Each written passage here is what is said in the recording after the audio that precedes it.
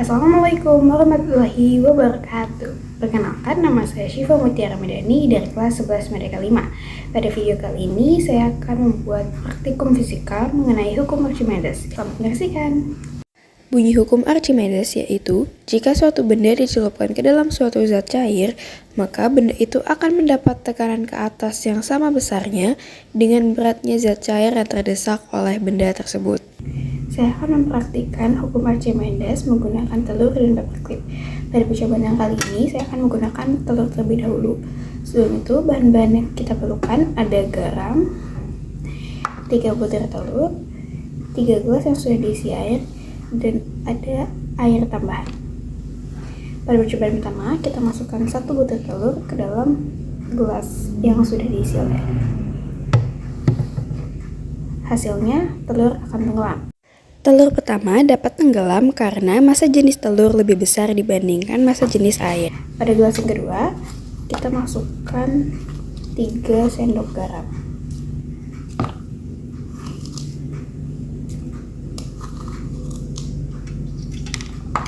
Lalu kita aduk.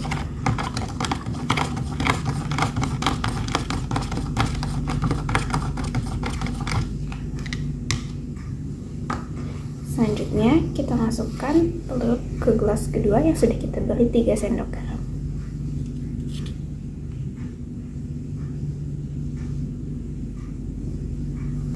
Hasilnya, telur akan mengapung.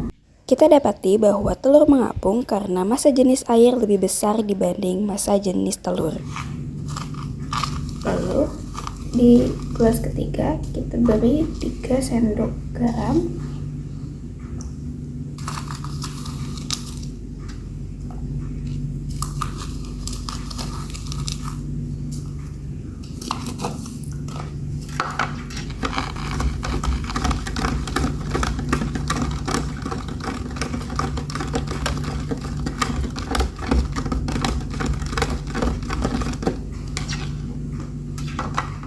Lalu kita masukkan telur ketiga ke dalam gelas nomor 3 secara pelan. Lalu kita tambahkan air secara pelan, sedikit demi sedikit.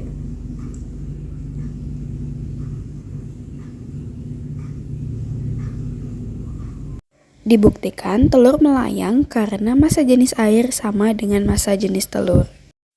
Dari percobaan ini dapat diketahui bahwa fungsi garam ialah memperbesar massa jenis air. Jadi semakin banyak garam yang dimasukkan dalam air, maka semakin tinggi massa air tersebut. Definisi tegangan permukaan cairan adalah tegangan permukaan zat cair adalah kecenderungan permukaan zat cair untuk menegang sehingga permukaannya seperti ditutup oleh suatu lapisan elastis. Kali ini kita akan melakukan percobaan hukum Archimedes menggunakan paperclip. Pertama-tama, bahan-bahan yang kita perlukan adalah gelas bening yang sudah berisikan air dan paperclip. Percobaan pertama, kita masukkan paperclip ke dalam air. Maka hasilnya paperclip akan jatuh. Paperclip dapat tenggelam karena massa paperclip lebih besar dibandingkan air. Percobaan kedua, kita akan menaruh paperclip di atas permukaan air secara merata. Dan lihat apa yang terjadi, paperclip akan mengapung di atas permukaan air. Paperclip yang diletakkan secara merata tidak tenggelam karena pada permukaan air terdapat gerak tarik-menarik antara partikel air yang disebut juga dengan kohesi. Itu sebabnya pada permukaan air seolah terdapat selaput yang menahan benda agar tidak tenggelam. Paperclip yang mengapung di atas permukaan air memiliki ikatan terhadap molekul air. Jadi ketika kita sedikit mengutuk permukaan gelas atau air, maka paperclip akan kembali ke massa semulanya. Itulah mengapa ia menjadi tenggelam.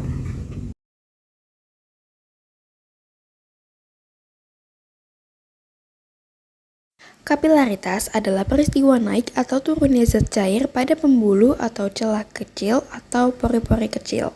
Bahan-bahan yang diperlukan untuk membuat kapilaritas adalah gelas yang sudah berisikan air, sawi putih, dan pewarna makanan. Langsung kita coba ke kapilaritas percobaan pertama. Caranya, kita tuang warna makanan ke dalam air yang sudah disediakan. Kita masukkan secukupnya. Lalu kita aduk.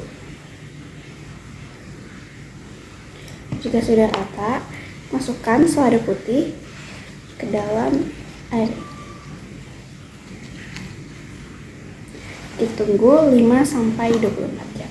Cobaan kapilaritas pada sawi menunjukkan bahwa air dapat bergerak naik melalui kapiler akibat kombinasi gaya adesi dan kohesi. Pada sawi, air bergerak melalui pembuluh silem. Percobaan kedua, kita menggunakan tisu sebagai bahan utamanya.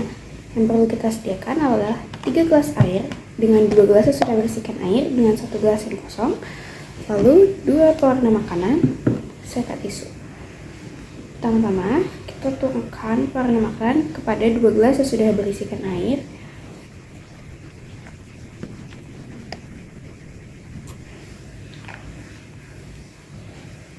Lalu kita aduk. Langkah selanjutnya, kita lipat tisu menjadi bentuknya panjang.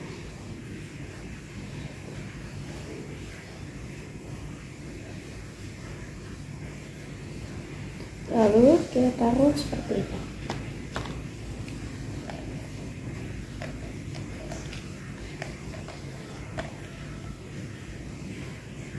Lakukan hal yang sama pada gelas satu lagi.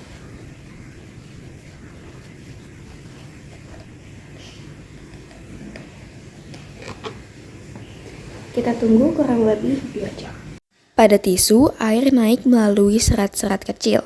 Fenomena ini menunjukkan kemampuan air untuk melawan gravitasi, yang penting dalam proses transportasi air dan nutrisi pada tumbuhan. Sekian video dari saya, kurang lebihnya mohon maafkan. Wassalamualaikum warahmatullahi wabarakatuh. Terima kasih.